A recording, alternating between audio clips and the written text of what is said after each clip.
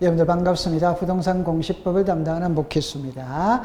자, 지금부터 등기 신청에 필요한 신청 정보의 내용, 첨부 정보의 내용을 공부를 하고 있습니다. 그 중에서 가장 중요한 게 등기필 정보와 인감증명서입니다. 여러분들 나중에 이 등기필 정보가 우리를 많이 괴롭혀요. 그래서 이번 시간에 등기필 정보에 대한 정립이 확실하게 되어져야 되는 겁니다. 그래서 제가 앞 시간에 이런 표현을 썼죠. 등기필정과 등기필 정보는 같은 말입니다. 가장 쉽게 등기가 끝났다면은 끝났다라는 증명서를 준다 이 말이에요. 여러분들 학교에 졸업을 했죠. 그럼 졸업했다는 증명서를 주죠. 그게 졸업장이잖아요. 그럼 제가 초등학교 졸업했습니다. 졸업장 받았죠. 중학교 졸업했습니다. 졸업장 받았죠. 고등학교, 대학교 졸업했어요. 그럼 제가 A대학 졸업해서 졸업장 받았어요. B대학을 또 간 거예요. 그러면 A대학 졸업장 있다고 B대학 졸업장 안 주는 거 아니잖아요. 졸업할 때마다 우리가 졸업장을 만들어 주듯이 등기가 끝났다면은 끝났다는 증명서를 만들어 준다 이 말. 그럼 여러분들 그림을 먼저 딱 보면 이 그림이 있잖아요. 등기필 정보 및 등기완료 통지서 이렇게 되어 있죠. 여러분들 등기가 끝나면 이 종이를 준다 이 말. 여기 종이 줄 때 여기 숫자 있죠. 여기에 스티커가 붙여져 있는 거예요. 스티커가. 제가 이 번호는 50개가 있어요. 50개. 저는 여기서 양을 일부만 가지고 왔는데 이 번호가 50개가 있어요. 그럼 풀이를 해보면 등기필 정보 및 등기완료 통지서 이렇게 나오죠. 그러면 여기에 밑에 있는 이거 있죠. 이게 등기필 정보입니다. 등기필 정보. 위에 있는 이 내용 있죠. 그죠? 이게 등기완료 통지서입니다. 고로 등기필 정보와 등기완료 통지서는 같이 들어있다 이 말. 그런데 나중에 같이 안 들어있는 경우도 있어요. 그거는 예외거든. 여러분들 이거예요. 여러분들이 여기에 동영상을 들으신 분들 중에 집을 사고 팔죠. 그러면 소유권 등기했죠. 했다면 이거를 받았어요. 받았는데 요 숫자 있는 요거 있죠. 여기다가 스티커가 탁 붙여져 있어요. 그 스티커를 나중에 이제 사용을 하면 되는 겁니다. 그러면 앞에 가보면은 여러분들 교재 380페이지에 나와 있어요. 380페이지에. 자, 이 글을 읽어보면 있잖아요. 이런 표현이 나오죠. 등기필 정보의 의의가 뭐냐 이렇게 나눴을 때 보세요. 등기관이 새로운 권리에 관한 등기를 마쳤을 때는 등기필 정보를 작성하여 등기 권리자에게 통지해야 된다 이렇게 나오죠. 그럼 여기서 풀이를 할 때 새로운 이렇게 나왔죠. 권리에 관한 등기를 마쳤을 때는 이렇게 나오잖아요. 그러면 여기에 새로운 등기가 뭐냐? 이게 보존 등기, 설정 등기, 이런 등기입니다. 여러분들, 자, 갑이라는 사람이 새 집을 지었다. 새 집 짓고 처음으로 하는 등기가 소유권 보존이잖아요. 그죠? 그럼 여기에 갑의 이름으로 소유권 보존 등기를 했다면 등기필 정보를 작성해서 갑에게 주는 겁니다. 다른 말로 말하면 갑은 새 집 짓고 소유권 보존 등기 했죠. 했다면 갑에게 등기필 정보를 작성해서 갑에게 줘요. 그럼 이제는 소유자가 갑이죠. 갑이 이 집을 매매할 수 있죠. 이게 소유권 이전입니다. 갑이 이 집을 매매했다. 이게 소유권 이전이잖아요. 아니면은 갑이 이 집을 을에게 전세 줄 수 있잖아요. 그게 전세권 무슨 등기입니까? 설정. 우리는 앞 시간에 보존 등기, 설정 등기, 이전 등기, 변경 등기, 경정 등기, 말소 등기, 말소 회복의 등기, 멸실 등기, 많은 등기를 배우게 됩니다. 그 중에 등기가 끝났다면 등기필 정보를 작성하는데 모든 등기에서 작성을 하느냐, 새로운 등기에서만 작성을 하느냐, 새로운 등기에서만 작성을 합니다. 새롭지 않으면 하지 않아요. 그 새로운 등기가 보존 등기, 설정 등기, 이런 등기예요. 이거를 강론에 가서 구체적으로 공부를 하게 될 겁니다. 그 다음에 권리에 관한 등기 이렇게 나왔죠. 여러분들 등기부는 제가 이렇게 말했잖아요. 그죠? 예를 들어서 우리는 등기부에는 부동산 표시가 있죠. 그 다음에 권리 관계가 있죠. 이게 소유권과 소유권 뭐냐? 이외. 그러면 여러분들 여기서 이 부동산 표시는 표제부에 하는 거잖아요. 표제부. 갑골구가 무슨 관계입니까? 권리관. 그러면 여기서 권리라는 표현이 나오죠. 이게 소유권과 소유권 이해입니다. 그러면 여기에서 권리라는 말이 나왔죠. 그러면 이 권리라는 말은 갑구을구입니다. 그러면 결론을 딱 합니다. 등기필정보는 표제부에서는 등기필정보라는 말이 없습니다. 갑구을구에서만 등기필정보가 존재를 하는 겁니다. 요게 계속해서 배울 거예요. 그죠? 그렇게 기억해 두면 돼요. 그러면 나중에 이 등기필정보를 제공하느냐 안 하느냐 이걸 하나하나 구별을 다 해야 돼요. 그럼 여러분들 이거를 구별하는 방법이 있거든요. 그럼 여기서 제가 잠시 이렇게 한번 해결을 해 볼게요. 우리가 등기를 신청하는 순서가 보면은 이렇게 돼 있죠. 처음에 신청이 있어요. 그 다음에 접수가 있어요. 그 다음에 심사가 있어요. 실행이 있어요. 실행. 마지막에 등기 완료 후의 절차 이렇게 나왔죠. 이걸 두 개로 나눌 수 있어요. 그럼 두 개로 나눈다면 이렇게 나눈다. 그러면 여기에서 실행이죠. 실행이라는 말은 등기부의 이름이 올라갔다는 이야기입니다. 그러면 이 앞에는 아직까지 등기가 이루어지지 않은 상태예요. 한마디로 표현하면 신청의 단계다. 이 말. 그러면 여기에 키는 누가 키냐? 등기 의무자입니다. 그 말은 등기를 신청할 때 키는 의무자가 키예요. 그럼 여러분들 다른 각도로서 이야기해 볼게요. 매매를 하면 매도인이 있고 매수인이 있죠. 매도인을 의무자, 매수인을 권리자입니다. 자, 두 번째. 등기를 신청할 때 가장 중요한 서류는 인감증명서입니다. 그럼 인감증명서는 매도인이 제출하느냐, 매수인이 제출하느냐, 둘 다 하느냐 할 때 매도인만 제출합니다. 그 매도인이 의무자잖아요. 그 말은 등기를 신청할 때 키는 의무자가 키예요. 그런데 등기부상에 이름이 올라가는 것은 의무자가 올라가는 게 아니고 권리자가 올라가잖아요. 이게 등기 권리자입니다. 그러면 앞으로 수업을 하다가 이런 표현이 나와요. 예를 들어서 제출했다, 제공했다, 첨부했다 이런 용어가 나오면 현재 등기 신청을 묻고 있고 출제 이유는 의무자를 묻고 있는 거예요. 그러니까 제출했다, 제공했다, 첨부했다 이런 용어가 나오면 등기 의무자를 말하는 겁니다. 그런데 이렇게 넣죠.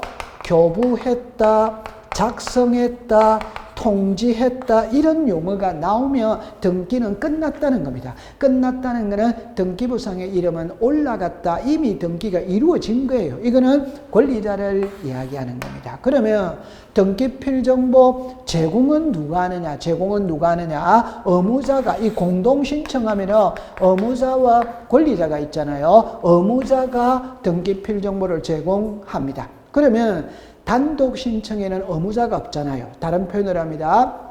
우리가 이렇게 여러분들이 공부를 했죠. 자, 보세요. 단독 신청이 있고 공동 신청이 있죠. 이 공동 신청은 의무자와 권리자가 함께 등기를 신청하는 게 공동 신청입니다. 단독 신청은 권리자 혼자 하는 게 단독 신청이에요. 그러면 등기필정보 제공은 누가 하느냐? 의무자가 한다. 의무자가 한다는 소리는 공동 신청에서만 의무자가 존재하는 겁니다. 고로 단독 신청에는 의무자가 없어요. 의무자가 없으니까 단독 신청에는 등기필정보를 제공하지 않아. 그럼 결론입니다. 공동 신청에는 제공을 한다. 단독 신청에는 제공을 하지 않는다. 않는데 예외 하나 있어요. 예외. 그게 여기 나와 있는 성소한 등기 의무자가 판결서를 가지고 소유권 이전 등기를 단독 신청. 그러면 출제인이 시험 문제를 낼 때는 원칙은 시험에 출제를 안 하는 겁니다. 이 예외를 출제를 하는 거예요. 잠깐만 예를 들어 본다면 이렇게 여러분들이 예를 들어 볼 수 있죠. 자, 보세요. 자, 이렇게 되어졌어요. 보세요. 자, 이렇게 됐죠. 이 부동산의 소유자가 갑입니다. 그럼 소유자가 갑이라는 소리는 갑이 소유권 보존 등기하고 등기 필정보를 받았어요. 이걸 갑하고 을하고 매매합니다. 매매하면은 갑이 매도인 등기 의무자입니다. 을은 매수인 등기 권리자입니다. 그럼 이 소유권 이전 등기를 신청해야 되는 거예요. 하는데 자, 두 가지 각도로서 이야기해 볼게요. 하나는 성소한 등기 의무자가 있고 하나는 성소한 등기 권리자가 있어요. 자, 정리를 합니다. 갑하고 을하고 매매를 합니다. 매도인, 매수인입니다. 매수인이 매매 대금이 넘어갔다면은 소유권 이전 등기가 이루어져야 될 거 아니에요. 이루어져야 되는데 갑이 매매 대금을 받고 등기를 안 넘겨줘. 안 넘겨주니까 을이 빨리 등기 넘겨달라. 그래도 안 넘겨줘. 그럼 을이 소송을 거는 겁니다. 을이 소송에서 이겼어요. 여러분들 갑하고 을하고 매매했다면 매매 계약서를 가지고 있어요. 그 계약서 속에는 계약금, 중도금, 잔금이 넘어가는 날짜가 나옵니다. 계약금, 중도금, 잔금을 주고 받았다면 영수증을 주고 받은 거예요. 그거를 가지고 을이 소송을 걸면 을이 소송에서 이긴다면 이게 성소한 등기 권리자가 판결서를 가지고 소유권 이전 등기를 단독 신청합니다. 결론은 이겁니다. 을은 성소한 등기 권리자잖아요. 그럼 권리자는 등기필 정보를 제공하느냐 안 하느냐? 권리자는 안 하죠. 그죠? 의무자가 한다는 거예요. 의무자. 그러니까 이 사람은 안 하는 거예요. 그럼 이제 반대로 할게요. 반대로. 우리들 주변에는 매매 대금을 받고 등기를 안 넘겨줘서 문제냐? 안 받아가서 문제냐 이 말이에요. 당연히 안 넘겨줘서 문제입니다. 그런데 100만 명 중에 한 놈이 안 받아갈 수도 있어요. 여러분들 이렇게 생각해 볼 수 있죠. 아니 매매 대금 줬는데 소유권 이전 등기를 안 받아가는 사람도 있냐? 그런 게 있을 수 있다 이 말입니다. 예를 한번 들어본다면 갑에게는 병이 있어요. 그러면 갑하고 병은 있잖아요. 채무자 채권자입니다. 그래서 병이 갑한테 돈 1억을 빌려줬다 이 말이에요. 근데 갑이 있잖아. 돈을 안 갚아요. 안 갚으면 병은 이렇게 말하시죠. 병은 갑의 명의로 되어 있는 부동산에 있다면 그 부동산에 가압류 들어갈 수 있잖아요. 됐죠? 자, 그러면 이제 반대로 해볼게요. 반대로. 여기에 병이 있죠. 병에게 정이라는 채권자가 있다. 정이 을에게 돈 1억을 빌려줬어요. 근데 을이 돈을 안 갚아요. 안 갚으면 정이 빨리 돈 갚아라. 그래도 안 갚아요. 그러면 요 정은 을의 명의로 되어 있는 부동산이 있다면 그 부동산에 가압류로 들어가면 돼요. 자, 여기 이제 정리가 됐다면 갑하고 을하고 매매를 합니다. 매매 대금 넘어갔어. 그러면 을은 이사 들어가서 사는데 을이 등기를 안 받아가는 거예요. 그러면 갑의 입장에서 볼 때는 매매대금 받고 집 비워줬는데 을이 등기를 안 받아가니까 등기부상의 소유자는 갑입니다. 그러면 세금은 꼬박꼬박 갑의 명의로 나오는 거예요. 그러니까 갑이 빨리 받아가라. 그래도 안 받아가요. 그러면 갑이 소송을 거는 겁니다. 역시 갑도 매매 계약서 가지고 있죠. 그거를 가지고 소송을 걸면 갑이 이겨요. 이게 성소한 등기 의무자가 판결서를 가지고 소유권 이전 등기를 단독 신청한다. 그럼 여러분들 갑은 의무자잖아요. 그러니까 갑은 등기필 정보를 제공해야 되는. 자, 결론을 지을게요. 정리합니다. 등기필 정보 제공은 의무자가 합니다. 의무자가 한다는 소리는 공동 신청입니다. 단독 신청에는 의무자가 없어. 고로 단독 신청에는 등기필 정보를 제공하지 않아. 그러나 예외 하나 있다. 그게 성소한 등기 의무자가 판결서를 가지고 소유권 이전 등기를 단독 신청할 때는 등기필 정보를 제공하는 겁니다. 그러면 출제인이 물을 때 이 OX가 답이에요. 그럼 한다, 안 한다, 안 한다, 한다. 이 OX를 서로 바꾸면서 출제를 하는 겁니다. 고래 기억을 해주세요. 자, 이거를 그림을 통해서 한번 살펴볼게요. 자, 그림을 통해서 한번 볼게요. 자, 이 그림이 있잖아요. 이렇게 나와 있죠. 그죠? 자, 처음에 정리를 합니다.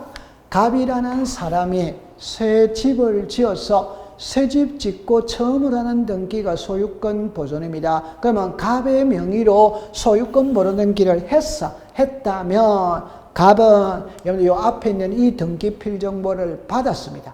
갑은 소유권 보존 등기를 하고 등기 필정보를 받았어요. 그럼 이제 소유자가 갑이죠. 갑이 을에게 매매를 한다. 매매라면 갑은 매도인 의무자입니다. 을은 매수인 권리자입니다. 그러면 이 소유권 이전 등기할 때 갑은 의무자잖아요. 의무자니까 보존 등기하고 받은 등기 필정보를 제공합니다. 하면 이제 소유권 이전은 을에게 넘어가죠. 을에게 넘어간다면은 을에게 새로운 등기 필정보를 작성해서 을에게 교부를 하는 거예요. 그러면 보세요. 이 소유권 이전 등기할 때 갑은 의무자입니다. 을은 권리자입니다. 그러면 이 소유권 이전할 때 갑은 등기 필정보를 제공을 합니다. 그 다음에 을의 명의로 소유권 이전 등기가 이루어졌다면 을에게는 새로운 등기 필정보를 작성해서 교부를 하는 게, 그럼 이걸 정리를 하면 등기 필정보 제출은 의무자가 합니다. 끝나고 난 다음에 교부, 통지는 누구한테 하느냐? 권리자에게 하는 거예요. 그럼 이제는 소유자가 을입니다. 그럼 을이 병한테 또 매매할 수 있잖아요. 매매하면은 갑이 의무자, 을은 요 병은 권리자잖아요. 그러면 소유권 이전 등기에 이렇게 넘어가요. 넘어갈 때 을은 의무자, 병은 권리자죠. 그럼 이 소유권 이전 등기할 때 을은 의무자니까 등기 필정보를 제공합니다. 그러면 이제 병의 이름으로 소유권 이전 등기가 이루어졌죠. 그러면 병에게는 새로운 등기 필정보를 작성하여 교부를 하는 거예요. 그럼 여러분들 이 그림을 보면 보세요. 이 등기에서는 의무자는 갑입니다. 권리자는 을입니다. 그러면 이 소유권 이전 등기할 때 갑은 등기 필정보를 제공해야 되고 을의 명의로 소유권 이전 등기가 이루어졌다면 을에게는 새로운 등기 필정보를 작성해서 교부하는 거예요. 그럼 이제 소유자가 을이죠. 그럼 을은 또 병에게 매매할 수 있잖아요. 그럼 요 소유권 이전 등기할 때 을은 의무자죠. 병은 권리자죠. 그럼 요 소유권 이전 등기할 때 을은 의무자니까 등기 필정보를 제공해야 돼요. 병의 이름으로 소유권 이전 등기가 이루어졌죠. 그럼 병에게는 새로운 등기 필정보를 작성하여 교부하는 겁니다. 이런 과정이 반복해서 이루어진다. 그럼 결론을 정리를 하면 제출은 의무자가 한다. 끝나고 난 다음에 교부는 권리자에게 한다. 그래 기억해 두면 됩니다. 자, 그 다음에 이게 이제 시험에 간혹 출제를 해요. 출제를 하는데 결론은 이겁니다. 여기서 가장 쉽게 표현해 보면 이렇게 해볼게요. 여러분들 호주머니에 면허증 있죠? 운전면허증 있죠? 주민등록증 있죠? 여권 있죠? 이걸 분실했어요. 그러면 재발급이 되냐 안 되냐 이 소리입니다. 그건 당연히 재발급 받을 수 있죠. 그러나 등기 필정보가 분실이 됐다면 재발급이 되냐 안 되냐 이 소리입니다. 안 됩니다. 법에서 허용을 해주지 않습니다. 결론은 등기 필정보가 분실했다면 재교부 받을 수 없다. 이게 시험 문제였어요. 여러분들 답은 이거죠. 재교부 받을 수 있다 없다 이럽니다. 없습니다. 그러면 어떻게 해야 되는데 이때는 해결 방법이 세 가지가 있어요. 요 세 가지 중에 한 가지를 갖고 하면 된다. 자, 설명을 하기 전에 먼저 두 번째 거, 세 번째 걸 한번 볼게요. 우리는 대리인이라는 말이 있어요. 둘로 나눕니다. 대리인은 하나는 변호사, 법무사, 하나는 변호사, 법무사 아닌 자. 대리는 둘로 나눕니다. 하나는 변호사, 법무사, 하나는 변호사, 법무사 아닌 자. 자, 요래 놓고 들어가 볼게요. 이게 무슨 말이냐? 여러분들 그림으로 통해서 한번 살펴보겠습니다. 자, 보세요. 이렇게 하는 거예요. 갑이 있고 을이 있고 이 부동산이 있어요. 자, 됐죠? 이때 갑이 을에게 전세를 줬습니다. 그러면 1번에 전세권 설정 등기 을의 명의로 이루어졌죠. 을은 자기 명의로 전세권 설정 등기가 이루어졌어요. 이루어졌다면 을에게 전세권 설정 등기 필정보를 작성해서 을에게 주는 거예요. 다른 표현으로 말하면 을은 전세권 설정 등기를 하고 등기 필정보를 받은 거예요. 자, 그런데 전세기간 끝났어요. 끝났다면은 전세권 말소잖아요. 그죠? 그러면 이거를 말소할 때는 이쪽이 의무자, 이쪽이 권리자가 된다. 그러면 을은 전세권 말소 등기를 할 때 의무자이니까 등기 필정보를 제출해야 됩니다. 해야 되는데 분실하고 없다. 이럴 때 어떻게 할 거냐? 너무너무 쉬운 겁니다. 이때는 을이 등기소에 직접 출석을 해가지고 본인인지 아닌지 확인만 받으면 됩니다. 본인이 아닌지. 그러면 여러분들 을이 등기소로 갈 때는 빈손으로 가느냐, 신분증을 들고 가느냐. 여러분들 법학 시간에 신분증은 얼굴에 사진이 나와 있는 게 신분증입니다. 그러면 주민등록증에 여러분들 사진 나오죠. 면허증에 사진 나오죠. 여권에 사진 나오죠. 그게 신분증입니다. 그 신분증을 들고 등기소로 가는 거예요. 그러면 이제 등기소 등기관은 직접 왔잖아요. 그러면 신분증을 가지고 왔잖아요. 그러면 얼굴하고 사진하고 대조를 해보면 본인이 틀림없음을 확인하겠죠. 그래가 확인한다라는 서류를 하나 작성합니다. 이게 확인조서. 위 사람은 본인이 틀림없음을 확인함. 요게 확인조서예요. 자, 두 번째는 이리 와보시면은 을은 있잖아요. 전세권 말소 등기를 할 때 등기 의무자입니다. 의무자니까 등기 필정보를 제출해야 됩니다. 해야 되는데 분실했다. 그러면 을이 등기소 직접 가면 돼. 직접. 그러나 본인이 안 가고 대리인에게도 등기사무를 맡길 수 있어요. 이 대리인은 둘이라고 그랬죠. 하나가 변호사법무사에게 맡겼다. 그러면 을은 변호사법무사에게 대리권, 위임장을 써주면서 등기필정보도 같이 줘야 돼요. 그런데 을은 등기필정보를 분실했잖아요. 그러면 변호사법무사가 을인지 아닌지 확인을 합니다. 그럼 여기서 여러분들이 글자를 보면은 이 확인 정보라는 말 있죠. 이게 옛날 이름은 확인 서면입니다. 서면은 종이죠. 그래서 이름이 정보로 바뀐 거예요. 그러면 이렇게 설명하면 이해가 빨라요. 여러분들 조서와 서면의 차이가 뭐냐? 답입니다. 관공서에서 작성한 서류에는 조서자를 붙여요. 개인이 작성한 서류에는 서면자를 붙이는 겁니다. 그러면 위에 거는 등기필 정보가 분실했을 때 의무자가 등기소에 직접 갔잖아요. 직접 가서 등기관이 확인했습니다. 등기관은 관공서잖아요. 그래서 조서자가 붙이는 거예요. 이거는 변호사법무사에게 맡겼죠. 그러면 이 사람이 의무자인지 아닌지 변호사법무사가 확인한 거예요. 변호사법무사는 관공서가 아니에요. 그래서 서면이라고 해야 됩니다. 요게 정보로 이름이 바뀐 거예요. 그렇게 기억해 두세요. 그 다음에 공정서면은 그럼 이런 거예요. 그러면 보세요. 을이 변호사법무사에게 대리권을 줄 수도 있죠. 이장 아저씨에게도 대리권을 줄 수 있다. 그러면 을은 이장 아저씨에게 등기필 정보를 줘야 됩니다. 그런데 분실하고 없잖아요. 이때는 을하고 이장 아저씨하고 공정사무소에 가야 돼요. 공정사무소에 가서 을이 이장 아저씨한테 위임장을 써줬다, 대리권을 줬다는 것을 공정을 받아야 돼요. 공정. 그게 공정서면입니다. 그러면 여러분들 결론을 지으면 등기필 정보가 분실이 됐을 때 해결할 수 있는 방법은 3개다. 그래 기억해 두시면 되는 겁니다. 그까지 공부를 해 두시면 돼요. 자, 그 다음에 이제 인감 증명서입니다. 여러분들 이 인감은 있잖아요. 상식으로 가서 풀면 돼요. 그러면 등기필 정보는 많이 헷갈립니다. 그래서 요거는 수업을 하면서 계속 난이도를 높여 가야 돼요. 여러분들 그러면 인감은 있잖아요. 크게 2가지 각도로서 해결할 수 있습니다. 하나가 뭐냐 이러면은 여러분들 우리는 관공서에다가 뭔가를 할 때는 구두로 하느냐 문서로 사느냐 이 말입니다. 전부 다 문서로 써요.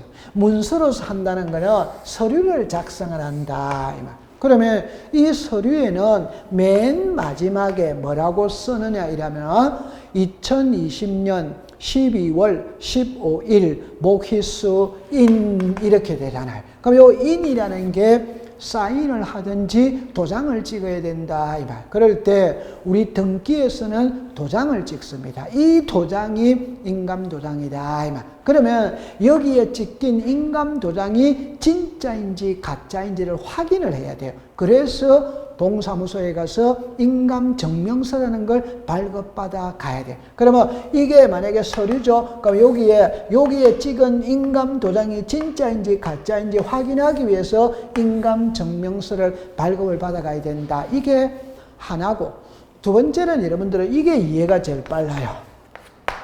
이해관계인입니다. 그럼 항상 공부를 할 때 이해관계인이라는 표현이 나오면 이해관계인의 동의서, 성낙서가 같이 들어가야 돼요. 그러면 여러분들 법학 시간에 이해관계인은 불리한 쪽입니다. 그러면 불이익을 보는 쪽이에요. 불이익을 보는 쪽에 성낙서를 써주느냐 안 써주느냐? 안 써줘요. 안 써주는데 들어간 거예요. 그럼 여러분들 다시 정리를 해보면 이해관계인이라는 표현이 딱 나오면 동의서, 성낙서가 같이 들어가야 됩니다. 그런데 이해관계인은 불이익 보는 쪽이거든. 불이익 보는 쪽은 동의서, 성낙서를 안 써줘요. 안 써주면 소송을 걸어서 판결서를 들고 가야 돼요. 그럼 이게 이제 공식입니다. 이해관계인이라는 표현이 딱 들어가면 동의서, 성낙서 또는 판결서, 결코 둘 중에 한 개가 들어가면 된다. 그러면 여기서 이제 이게 이렇게 갈라지는 거예요.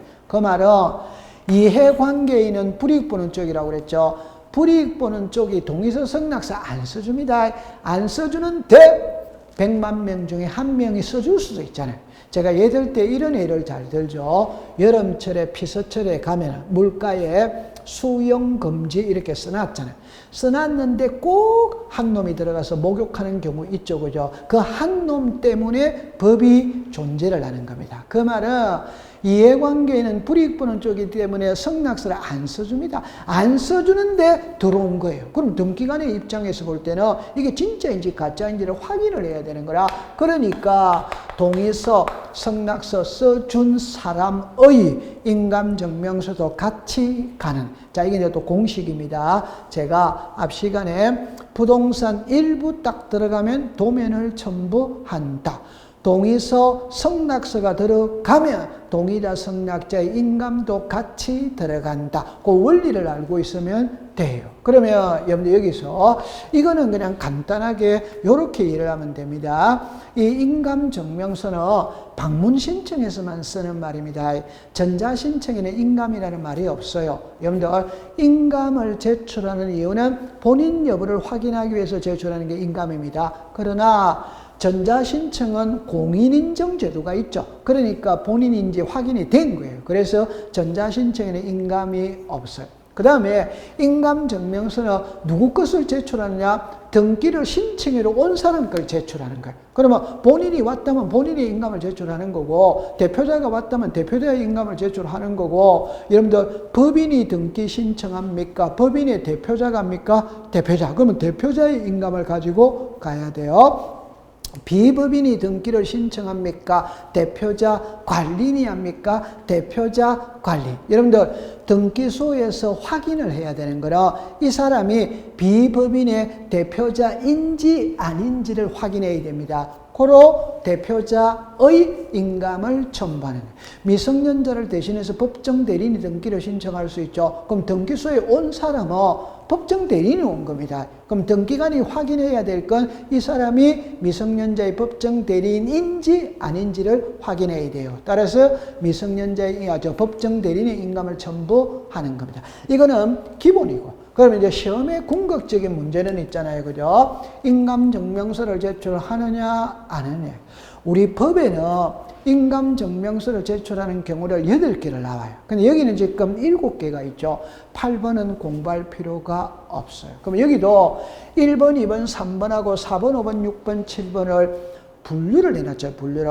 이거는 왜 분류하는지는 기본 과정에 가서 공부를 합니다. 그럼 여기서 여러분들 보세요.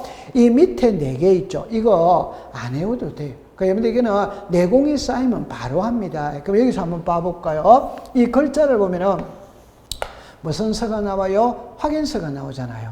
여기에 뭐가 나와요? 확인서가 나오잖아요. 그러면 당연히 확인서 써준 사람 인감 첨부해야 됩니다. 여기도 답이 나와 있죠. 여기 보세요. 동의자 성낙자라는 말이 나오죠. 동의서 성낙서가 들어왔어. 그럼 동의서 성낙서 써준 사람의 인감도 첨부하는 거예요. 여러분들 6번은 상식으로 보세요. 상속 재산 분할 협의서입니다. 여러분들 상속이라는 거 여러분들은 이제 당해보신 분도 있고 안 당해보신 분도 있죠. 상속이라는 말 자체가 여러분들 이겁니다. 아주 예민한 거예요. 그러니까 상속인 전원의 인감을 들고 가야 됩니다. 그러면 여기서 이제 문제는 1, 2, 3이에요. 1, 2, 3인데 오늘은 이 1번을 이해를 하는 겁니다. 여기서 1번을 이해하는데 6개월이 걸립니다. 그런데 오늘 한 방에 해결해야 돼요. 그럼 여기서 키는 있잖아요. 이 글자입니다. 이 글자입니다. 여기는 등기 의무자입니다. 그럼 여기는 보세요. 이게 하나입니다.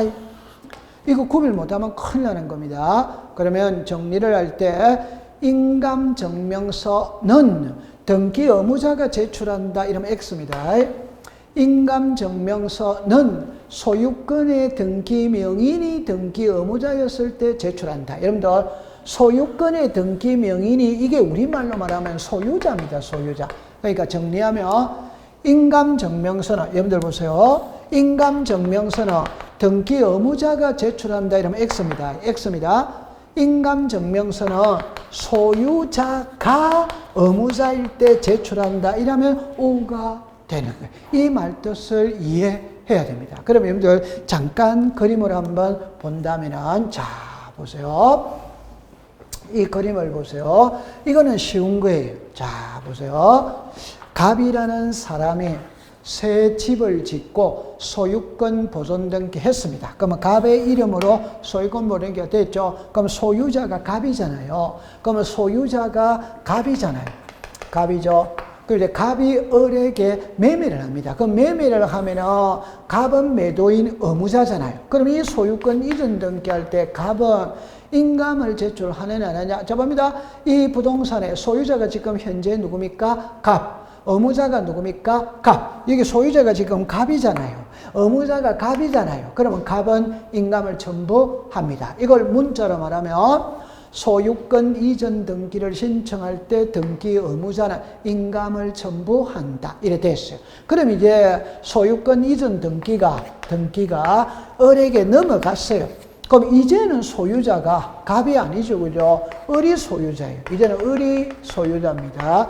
이걸 을이 또 병에게 매매할 수 있잖아요. 그러면 요 매매할 때 을은 매도인이죠. 의무자가 되죠.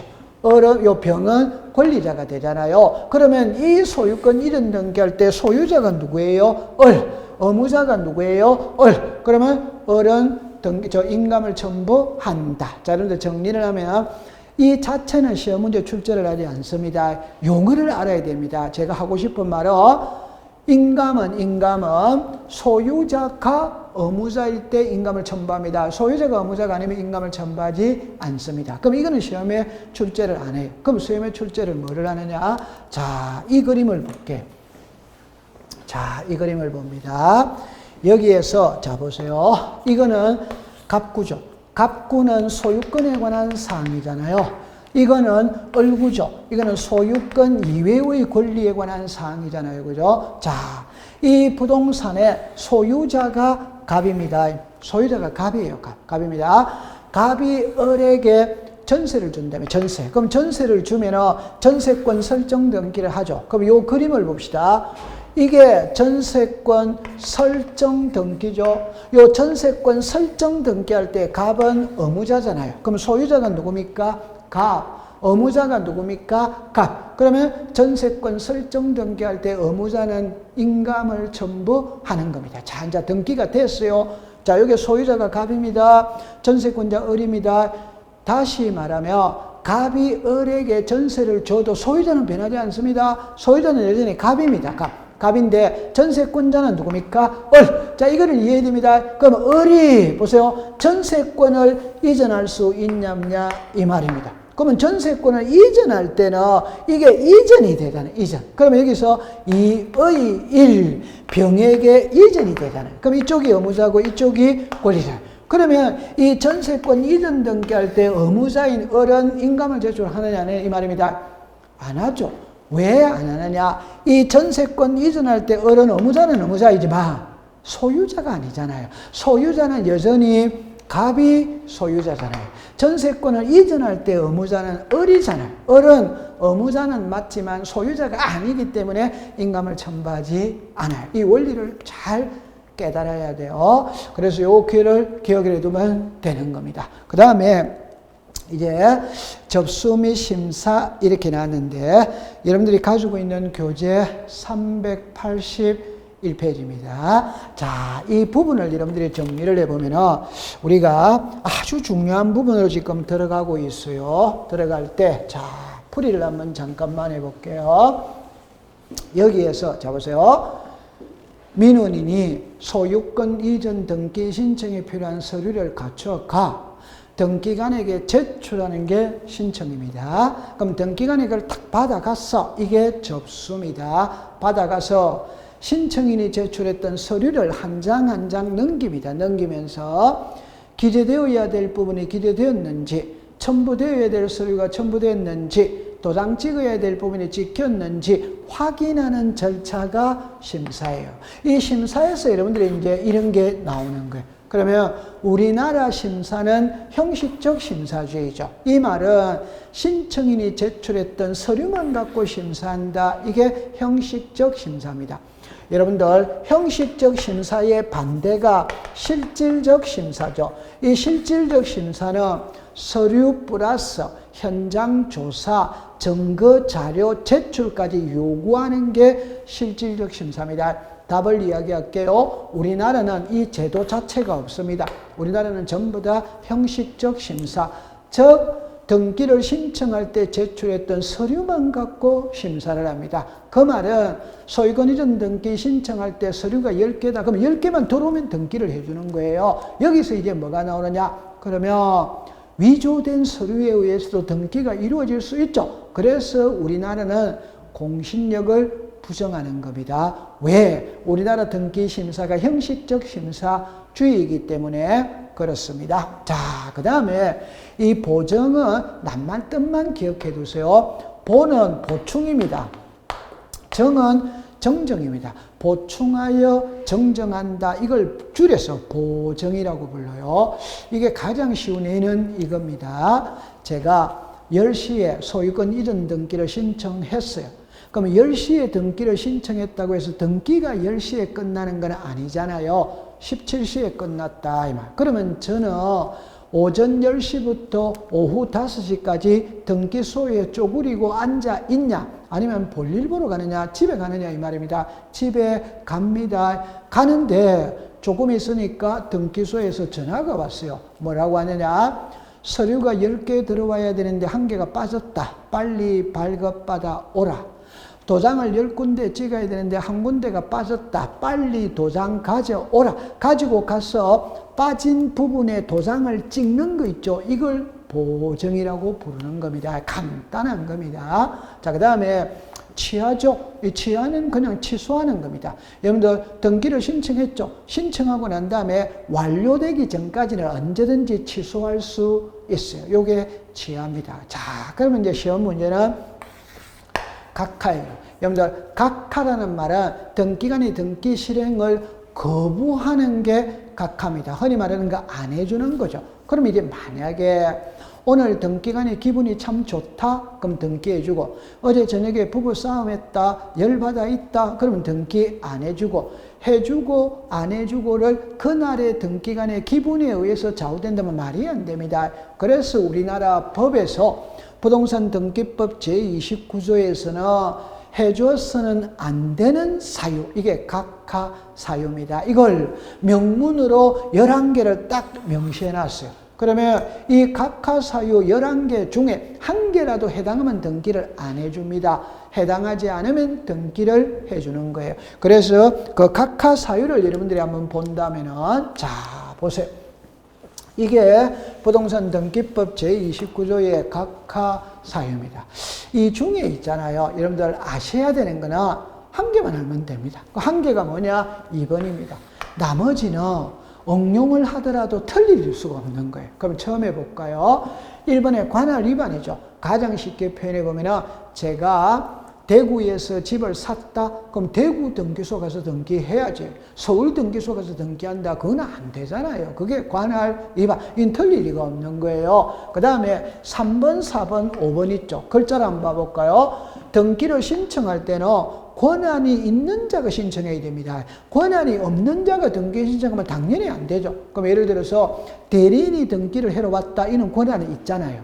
무권 대리인이 등기를 해러 왔다. 이는 권한이 없는 자잖아요. 그럼 당연히 안 해주는 거죠. 네 번째, 당사자 또는 대리인이 출석하지 아니했다. 자, 여러분들 우리나라 등기 신청의 방법에는 두 가지가 있다고 그랬죠. 하나가 방문 신청, 하나가 전자 신청입니다. 전자 신청은 인터넷으로 하기 때문에 출석이라는 말 자체가 없죠. 여기서 말하는 출석은 방문 신청을 말하는 겁니다. 그러니까 등기를 신청할 때는 본인이 오든 대리인이 오든 와서 해야 되는 거예요. 그러면 우편으로 등기를 붙일 수 있냐?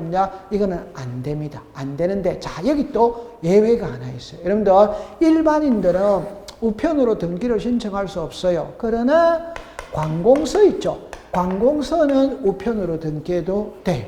여러분들, 왜 등기를 신청할 때 본인을 직접 오라고 그러느냐? 왜 등기를 신청할 때 위임장을 가진 대리인을 오라고 그러느냐? 왜 등기를 신청할 때 인감을 제출하고 등기필 정보를 제공을 하고 각종의 서류를 제출하느냐? 이게 위조를 방지하기 위해서, 사기를 방지하기 위해서 그런 거예요. 그러나 관공서가 사기칠 리는 없잖아요. 따라서 관공서가 등기를 할 때는 우편으로 등기해도 돼요. 그 다음에 신청서가 방식에 적합하지 아니했다 이래놨죠. 여러분들 등기를 신청할 때는 필요적 기재가 있고 임의적 기재가 있어요.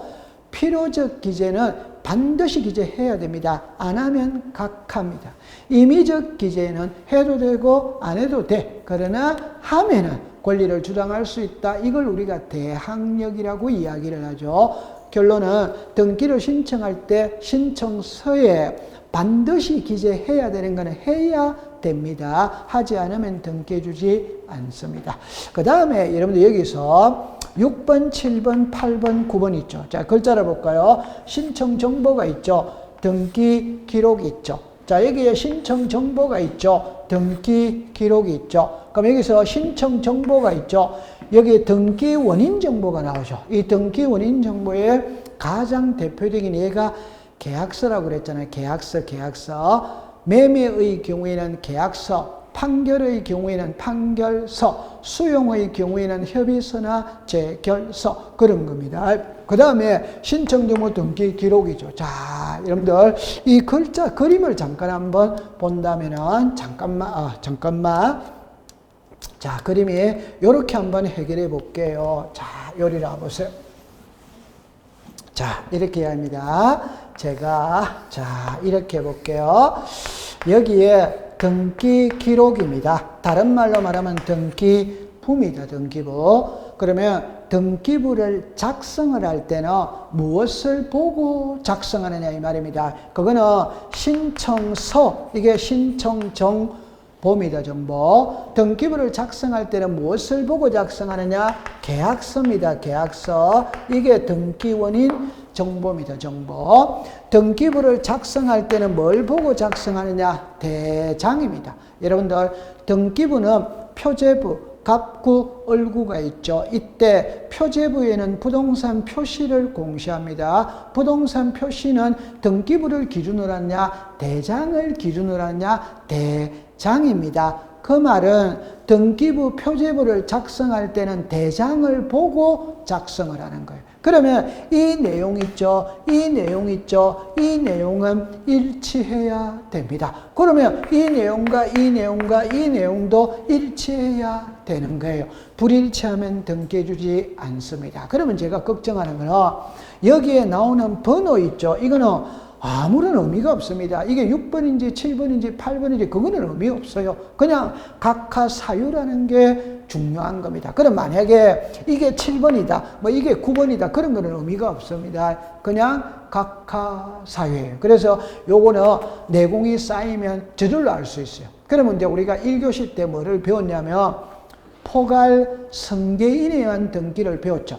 포괄 성계인에 의한 등기는 신청 정보상에 기록된 등기 의무자는 상속인, 등기 기록상의 등기 의무자는 비상속인. 이거는 달랐잖아요. 그러니까 상속인에 의한 등기에서는 다를 수밖에 없습니다. 그래서 그거는 각하지 않는다고 1교시 때 배웠었어요. 요거를 기억해 두면 돼. 자, 그 다음에 여기 나오는 10번은 있잖아요. 첨부정보라는 말을 우리말로 가장 쉽게 말하면 서류입니다. 서류. 등기를 신청할 때는 서류를 제출해야 되잖아요. 그 서류 제출하지 않으면 당연히 각하하는 거죠. 됐죠? 그 다음에 이 11번에 보니까 이걸 때는 뭐 안 해도 되죠. 여러분들 등기를 신청할 때는 세금 내야 되잖아요. 수수료 내야 되죠. 취득세 내야 되죠. 등록면허세 내야 되죠. 그거 납부하지 않으면 등기 안 해줍니다. 그 다음에 법률에 부과된 의무를 이행하지 않았다. 여러분들 간혹 보면 이런 말 들어봤죠. 국민주택채권을 매입해야 된다. 소유권이든 등기할 때는 국민주택채권을 매입해야 되는데 그게 법률에 부과된 의무입니다. 그거 안 하면은 안 해주는 겁니다. 자, 그러면 이거를 시험에 낼 때는 있잖아요. 이런 낱말 하나하나를 갖고 시험에 낸다면 그건 틀릴 사람은 아무도 없는 거죠. 그렇게 출제를 하는 게 아니고 여기서 시험은 이거를 갖고 내는 겁니다. 그럼 이거를 갖고 낸다는 말은 사건이 등기할 것이 아닌 경우라는 말 한마디로 딱 표현하면은 등기 대상이 아니다. 여러분들 등기를 신청할 때는 당연히 등기할 수 있는 대상을 신청해야지 없는 대상을 신청하면 안 되잖아요. 그러면 앞으로 우리는 공부를 할 때 이게 등기 대상인지 아닌지 이거를 찾아내는 게 등기법에서 일동으로 중요하다. 그래서 몇 가지 정리를 해보면 자 보세요. 여기에 있잖아요. 자 위에 보면 이렇게 써놨죠. 그죠? 이렇게 써놨죠. 사건이 등기할 것이 아닌 경우라고 내놨죠. 이게 등기 대상이 아니다 이 말. 그럼 여러분들 1번에 보면 이래 놨잖아요. 등기할 수 없는 물건이거나 권리 이래 놨죠. 여러분들 물건은 동산과 부동산이잖아요. 쉬운 예를 들면 아파트, 자 정합니다. 가설 건축물이 있다, 비닐하우스가 있다. 이런 거 등기할 수 있냐? 없잖아요. 컨테이너 등기할 수 있냐? 없잖아요. 모델하우스 등기할 수 있냐? 없잖아요. 주소의 캐노피 등기할 수 없죠. 방조대는 등기할 수 있는데 방조대의 부속시설은 등기할 수 없잖아요. 그게 물건이에요. 그럼 여기서 권리라는 말이 나왔죠. 그럼 우리가 예를 들 때 점유권이나 유치권이나 동산질권이나 분묘기지권이나 특수지역권이나 토지통행권이나 구분임차권이나 그런 거는 등기할 수 없는 권리잖아요. 자, 그 다음에 이거는 글자를 그대로 씁니다. 여러분들 당사자 사이에는 얼마든지 특약을 맺을 수 있어요. 그러나 그 특약은 법령에 근거가 있는 특약이 되지 법령에 근거가 없는 특약은 X가 됩니다. 이는 응용이 되는 게 아닙니다. 글자를 그대로 써야 돼요. 그대로 쓰면 답이 나오지 않아요. 자, 그 다음에 이 두 개를 우리가 이제 기억을 해야 되거든. 그 예를 들면 전유 부분과 대지 사용권을 분리처분할 수 없다. 저당권과 비담보채권을 분리처분할 수 없다. 요거는 여러분들 민법을 잠깐 배워야 돼요. 여기서 이해가 됩니다. 그럼 이 두 개를 잠깐 이해를 해본다면은 여러분들 이 그림을 보면 있잖아요. 자, 이게 제가 아파트라고 그린 겁니다. 그러면 여러분들 있잖아요. 먼저 이렇게 먼저 해볼게요. 처음에 단독주택과 아파트는 성질이 다르다. 여기서부터 출발을 합니다. 그럼 예를 들어 보면 여기에 토지가 있죠. 여기에 건물이 있죠. 이게 단독주택입니다. 단독주택은 토지 따로 건물 따로 매매가 됩니다. 매매가 됩니다. 그러나 집합건물은 안 돼요. 그 집합건물은 안 된다는 말이 보세요. 만약에 여기에 1701호의 소유자가 살고 있어요. 이 사람을 구분건물 소유자, 흔히 말하는 전유 부분 있죠. 구분건물 소유자입니다. 이때 여기에 사는 사람은 이 땅 있죠. 땅을 사용할 수 있다. 이게 대지 사용권입니다. 이 대지 사용권은 일반적으로 소유권으로서 사용하죠. 왜? 우리나라는 땅 주인과 건물주는 일반적으로 같잖아요. 그러면 여기에 사는 사람은 전부 다 이 땅을 소유권으로 사용합니다. 이 소유권은 공동소유잖아요. 공동소유라는 게 지분을 가지고 있다. 그 지분이 만약에 5,000분의 77이라면 이 아파트 토지의 면적이 5,000이에요. 그 중에 1,701호가 77만큼 지분을 가지고 있다. 이 말이에요. 여기까지 이해되죠? 자, 그러면 이 1,701호의 소유자가 갑입니다. 그러면 갑은 이 땅의 대지 사용권을 가지고 있는데 갑이 을에게 매매를 한다. 그러면 갑이 을에게 매매를 하면 갑이 이 토지에 갖고 있던 대지 사용권도 을에게 같이 가야 되는 거예요. 같이. 이거를 분리 처분할 수 없다는 말은, 자 보세요. 건물만 이렇게 소유권 이전하는 것은 법에서 허용을 안 해준다 이 말입니다.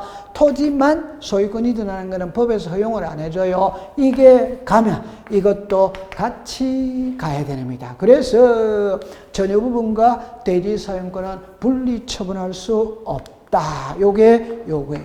그 다음에 저당권과 비담보 채권을 분리 처분할 수 없다는 거는 여러분들 보세요. 자, 보세요. 이렇게 정리가 되었거든. 자, 봅니다. 이 부동산의 소유자가 갑입니다. 갑이 을에게 저당권을 줬어요. 그럼 저당권자가 을입니다. 채권액은 3억입니다. 자, 이때 여러분들 보세요.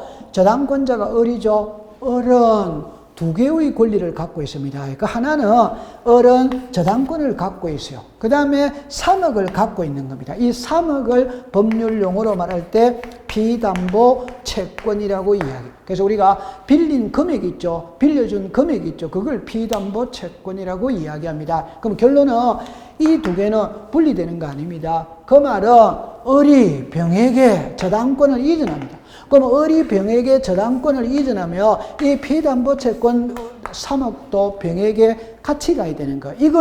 이것만 이전한다. 그런 거는 법에서 허용되지 않는 겁니다. 충분히 이해되는 문구입니다. 자, 그 다음에 여기 나왔죠. 자, 지분의 보존 등기가 되냐 안 되냐? 여러분들 이건 안 돼요. 자, 보세요. 갑하고 을하고 병하고 보세요. 자, 이렇게 됐죠. 각각 1억씩 내어서 3억짜리 집을 지었다면은 소유권 보존 등기를 합니다. 그러면 세 사람이 공동 소유하게 되겠죠. 그러면 3분의 1 지분을 갖게 돼. 그러면 이 세 사람이 등기소에 가서 소유권 보존 등기를 공동명의로 보존 등기하면 이거 아무 문제 될 게 없어요. 그런데 혼자 가서 3분의 1만 보존 등기가 되냐? 그건 당연히 안 되는 겁니다. 그래서 지분의 소유권 보존 등기는 안 돼. 그 다음에 지분만의 상속 등기 역시 안 되는 겁니다. 자, 이거는 어떻게 공부를 할 거냐 할 때, 자, 이렇게 해볼게요. 아버지가 있고 자식이 있어요. 자식이 3명입니다. 그러면 보세요. 이 부동산의 소유자가 갑입니다. 아버지고 자식입니다. 아버지가 아무 말씀 없이 사망을 했어요. 그러면 세 사람이 법정 상속을 하게 되잖아요. 상속을 받게 되겠죠. 그러면 세 사람이 상속 등기하면 됩니다. 그런데 혼자 가서 3분의 1만 상속 등기를 신청할 수 있냐냐? 그거는 안 됩니다. 이때는 쉽게 생각하세요. 이 사람 상속 등기 할 때 이 두 사람도 같이 왔어야 돼. 같이. 혼자만 와서 지분만의 상속 등기하는 것은 법에서 허용해 주지 않습니다. 그렇게 기억을 하세요. 그 다음에 여기에 관공서가 촉탁으로 해야 될 걸 신청을 하면 받아주지 않습니다. 여러분들 농지에 전세가 되냐 안 되냐? 자, 보세요. 농지에 임대차는 돼요. 농지에 지상권, 지역권은 돼요. 전세는 안 됩니다. 이 말은 우리나라는 소작인 제도를 부정합니다. 그래서 농지에는 전세권을 설정해 주지 않습니다. 전세가 안 되면 임대차로 하면 되는 거예요. 그 다음에 이미 보존 등기된 부동산에 다시 보존 등기니까 이중의 보존 등기가 되냐? 여러분들 소유권 보존은 사람으로 치면 출생신고하는 거죠. 그럼 출생신고를 2번 하면 되느냐? 그건 당연히 안 되는 거잖아요. 그래서 이것들이 사건이 등기할 것이 아닌 경우입니다. 이게 제가 20개 같아요. 근데 저는 지금은 오늘은 기본 입문 과정이니까 자 9개를 가지고 왔는데 이게 아주 중요해요. 이거를 가지고 있으면 한 문제를 맞출 수 있습니다. 그래서 오늘 있잖아요. 어디까지 공부를 했냐 할 때 383페이지까지 공부를 한 겁니다. 다음 시간에 이어서 공부를 해보도록 할게요. 자, 오늘은 여러분들 이것으로서 마치도록 합니다. 자, 여러분들 고생했습니다.